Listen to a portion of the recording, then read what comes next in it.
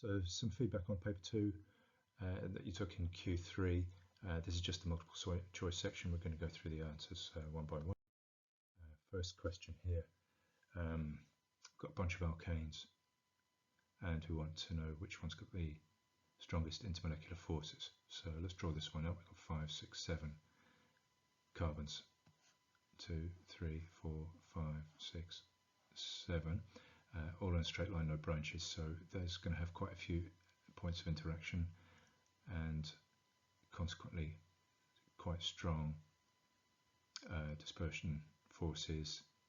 So not bad. Let's have a look at B. We've got 3 methyl groups hanging off a carbon with another carbon, and we've got 2 methyl groups hanging off that carbon. Okay, so we've got quite a bit of branching going on there, not so many contact points of interaction, so that one is going to be a lower boiling point than A. Looking at C, we've got 3, 4, 5 in a row, 1, 2, 3, 4, 5, but that last carbon has got 2 methyls hanging off it as well, so a bit of branching there at the end. Still not as high a boiling point as A.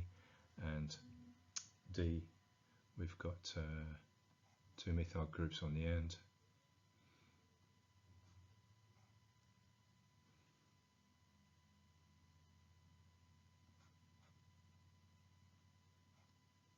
Methyl groups on that end. So we've got 1, 2, 3, 4, 5, 6, 7, 8 carbons there. 2, 3, 4, 5, 6, 7. So let's just redraw this one.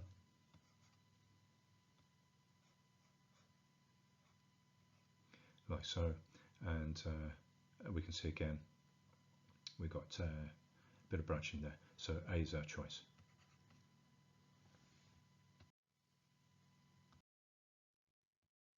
Okay, question 2 is about free radical substitution, and we're interested in propagation steps. Okay, so you remember that in propagation steps you start with a free radical and you create another free radical in the propagation step. So that means we can look at C's got a free radical in it, and D's got a free radical here and here. So to distinguish between them, we have to remember the rule about the 2 types of propagation step. All right, we've got one type, let's call it type A, where you get a HCl molecule and an organic free radical. Right, and type B of propagation step is you're going to get a chlorine free radical and an organic molecule. Right, in neither of them do we get a hydrogen free radical. You've never seen that. So D's our answer. All right, and why do we never see a hydrogen free radical? Well, the quick answer is that the hydrogens are on the outside of an organic molecule, first to be attacked by an attacking free radical, which would then create a molecule like HCl, for example. All right, so D's our answer here. Okay, we've got an alkene to name here. So following the usual steps, we need to look for the longest carbon chain, and here it is along here. Now we could name it that way, or we could number it the other way, but we want to make our functional groups like mainly the double bond and the ethyl group here have low numbers, so we're going to name it from this way. So that's going to be 1, 2, 3, 4, 5 and carbon number 6, in which case it's going to be hex. All right, so we want there's a hex and there's a hex. Our stem is going to be hex, not pent. And then we're going to look at the branch. All right, and that's hanging off, and that's an ethyl branch because we've got 2 carbons. That's hanging off carbon number 3. Right, so this one looks favourite so far, doesn't it? And and our double bond starts on carbon number 2, right? So that confirms that we like C. Okay, so in this one we've got stereoisomerism, and we have to decide first whether it's cis-trans or EZ. All right, for it to be cis-trans, we need two groups that are the same, and all 4 groups are different. All right, so it can't be cis or trans. So now we have to go through Carning-Gold prelog to determine whether it's E or Z. So let's look at the left-hand side of the double bond first. We're going to compare this carbon to this carbon. They're both carbons, all right? So we have to look at what atoms they're bonded to. The top carbon here is bonded to 3 hydrogens, so we're going to write out H, H, H here, like so. And this carbon is bonded to these 2 hydrogens and this carbon, right? So we're going to write carbon, which is this carbon here, and our 2 hydrogens, which are these 2 hydrogens here.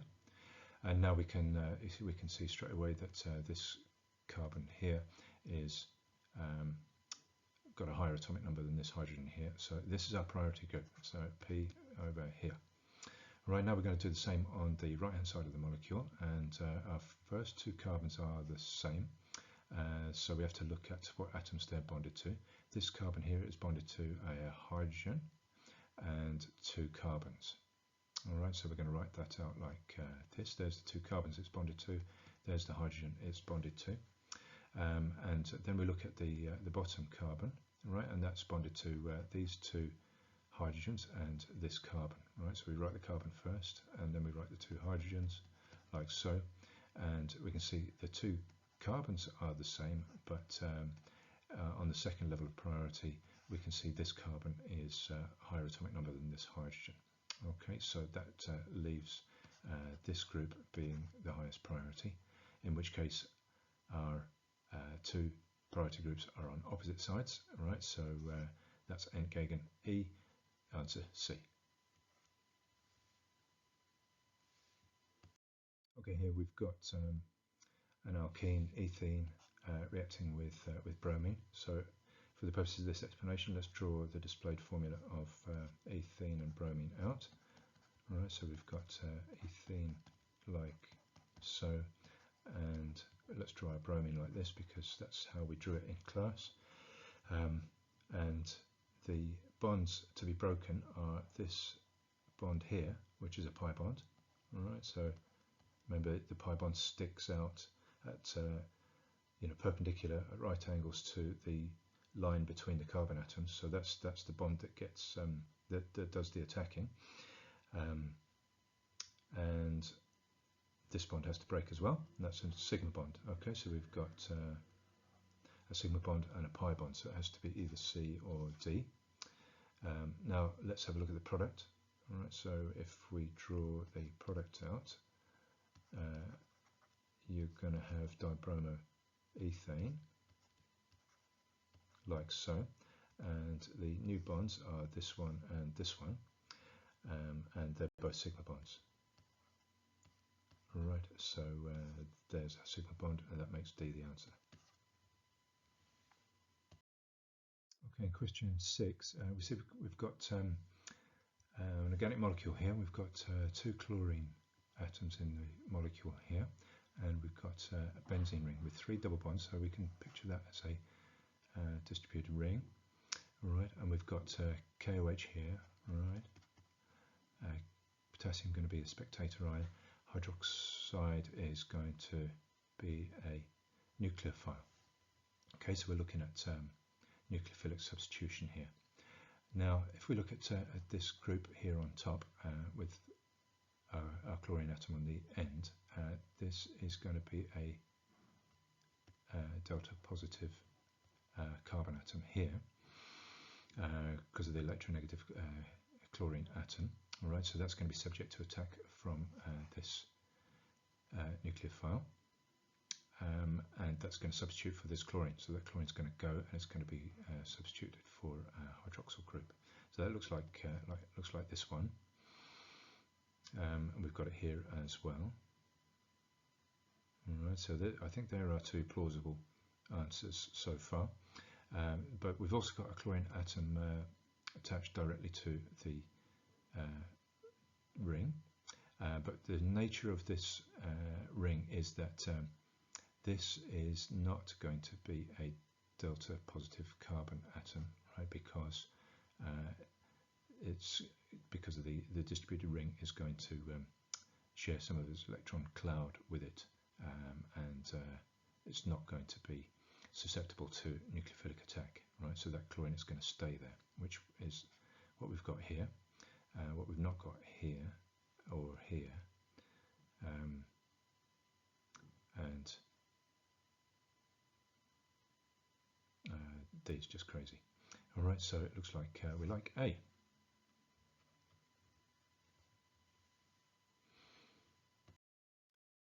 Okay, so this question is about chiral carbon atoms, which you will remember that means you need to have 4 different groups. All right, hanging off a carbon atom. All right, so that means we can't have double bonds, and we can't have 2 hydrogens. All right, so we want to look at atoms like this one, where we've got 3 different carbons bonded to the carbon I've put a circle around, and a hydrogen, so that's good, right? This one we've got 3 different carbons and a hydrogen, so that's going to be chiral. This one we've got 3 different carbons and a hydrogen, so that's going to be chiral, and that's going to be chiral as well because we've got 3 different carbons and a hydrogen.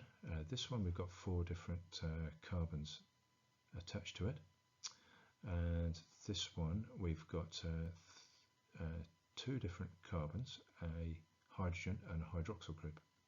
So let's count those up: 1, 2, 3, 4, 5, 6. All right, and so we like B.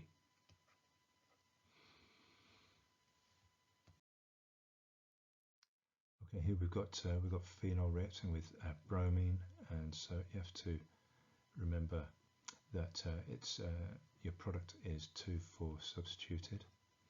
All right, so with this being carbon number 1, all right, so we have got A is very likely because that's 2,4 substituted, and this is 2,6 substituted. So let's draw a little dotted tick there, and this one, however, is quite unlikely because we've got 2, 3 substituted there. Right, and here we've got 2, 4, and 6. Right, with 6 being quite like 2. So this is the unlikely one because bromine doesn't substitute onto the 3rd carbon, the carbon number 3. So when we're looking for the least likely one, the answer is C.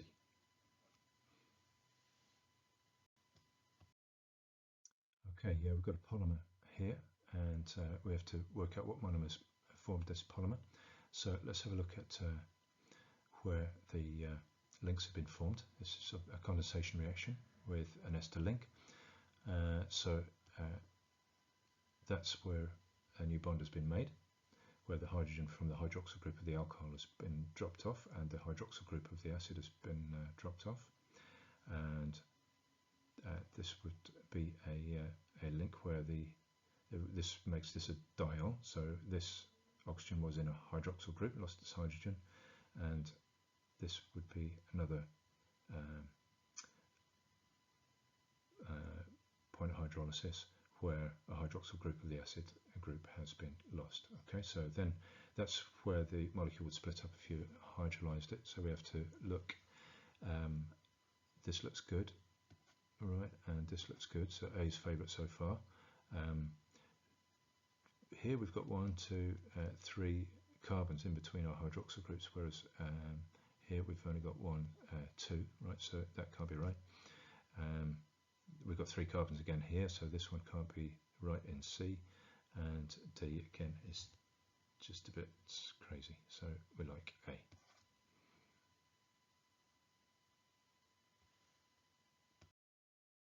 Okay, this question is about carbon environments. All right, so let's go through them. This is going to be the same as that one.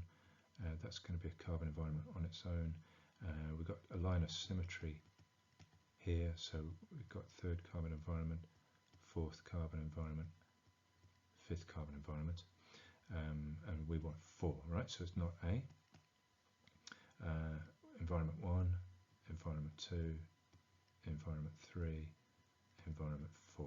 Yeah, you can see the line of symmetry going here, right? So probably when we're in a rush, we just put B as our answer here, but for the sake of completeness, let's go through the other two, right? So we've got a line of symmetry here, right? So we've got first carbon environment, second carbon environment, third carbon environment, fourth carbon environment, fifth carbon environment there, so that's 5 and wrong. Here we've got a line of symmetry like this. Okay, so we've got 1, 1, well, let's go 2, 2, 3, 3, 3, 3. So only 3 in that one. So like we thought at the start, our answer is B. Okay, here we've got phenylamine reacting with ethanol chloride. Got 4.5 grams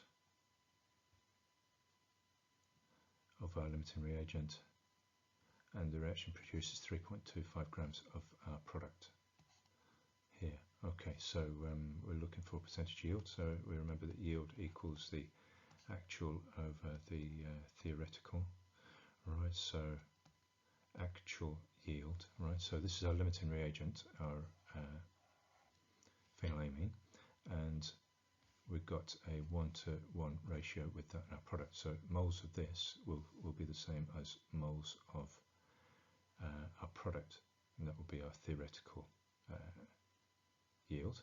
Okay, so moles of our phenylamine is going to be our 4.5. Right, so let's draw a little dividing line. So our theoretical is our 4.5 over 93, and our actual is 3.25 grams of our product with MR of 135. All right, so our actual moles is 3.25 divided by 135. So if we plug that into a calculator, we get 0.498, making the answer A. Okay, question 12. We've got a carbon-13 spectrum. These questions are normally about how many carbon environments. Right, so we've got 3 carbon environments in our spectrum. So let's have a look at the molecules. Propane, like so, is going to have 2 carbon environments. And 2-methylbutane. 2-methylbutane like that has got 4 environments.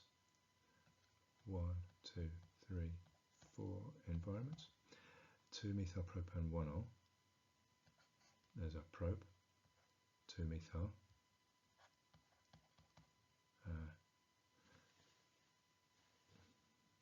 1-ol. Alright, so we've got 3 environments. 1, 2, 3 environments. So that's looking good. And 2-methylpropane 2-ol. There's our probe. There's our 2-methyl. There's our 2-ol. Right, so we've got 1, 2 environments. Right, the only one with 3 environments is C.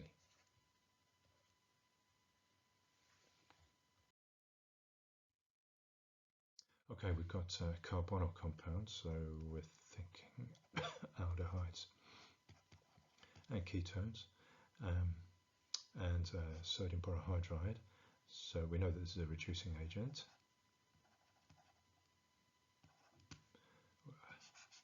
It's a reducing agent, and it makes hydride ions. And when we reduce aldehydes and ketones, we get alcohols. And when we reduce aldehydes, we're going to get primary alcohols, and when we reduce ketones, we're going to get secondary alcohols. Right, so let's draw these out to find out what they are. So pent, so it's 1, 2, 3, 4, 5. There's our pent 2-methyl, right? So there's our 2-methyl, and there's our 2-ol, like so. Right, so this carbon is connected to 1, 2, 3 carbons. Right, so that is a tertiary alcohol, and so we can't make tertiary alcohols from aldehydes or ketones. All right, so that could not be formed. Let's draw this one, number 2. So we got, there's 1, 2, 3, 4. There's our pent 2-methyl. Let's draw it. That's our 2-methyl and pentane 1-ol. Okay, so we've got like this one. So that's a primary alcohol, and that could be made from an aldehyde. And this third one is also pent. So 1, 2, 3, 4, 5. And 3-methyl, so there's our 3-methyl, and here's our pent 2-ol. Alright, so we've got OH here, so this is a secondary alcohol, and that can be made from a ketone. Right, so we can make 2 and 3, but not 1, so the answer is C.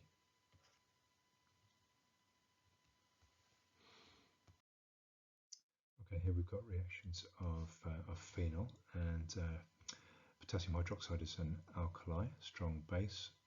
So we've got hydroxide ions, and we know that phenol is slightly acidic. All right, so we're going to get the phenoxide ion made here. So that reacts. All right, ethanol chloride. All right, it's going to react as an acid in an esterification reaction. All right, so you're going to get an ester made here. All right, so we're going to have CH3CH.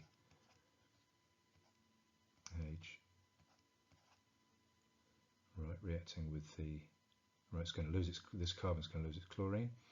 All right, and it's going to, the hydroxyl group of the phenol is going to lose its hydrogen.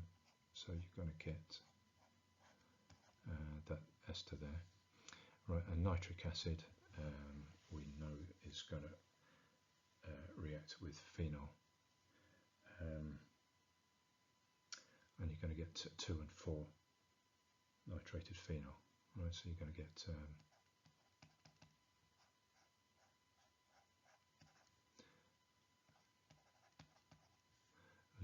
that, and you're going to get 4 stuff substituted as well.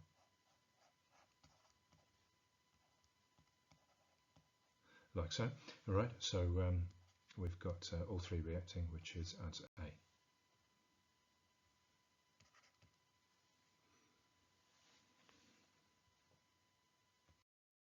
Okay, we've got a complicated molecule here, and we have to work out which functional groups are in it. So first of all, let's look for an ester link, and we see the ester link is here. Second one, all right, so we've got that. Second one is a secondary amide. Okay, so amide, we need a carbon double bond connected to a nitrogen, which we've got here, and this nitrogen is connected to 2 carbons, so this is our secondary amide group here, and with a ketone, right, so we've got that. With a ketone we need a carbonyl group that's bonded to, where the carbonyl carbon is bonded to 2 other carbons. Alright, so this carbonyl carbon here is not, because that's a nitrogen, and this carbonyl carbon here is not, because that's an oxygen. So we don't have a ketone group. Right, so 1 and 2 gives us answer B.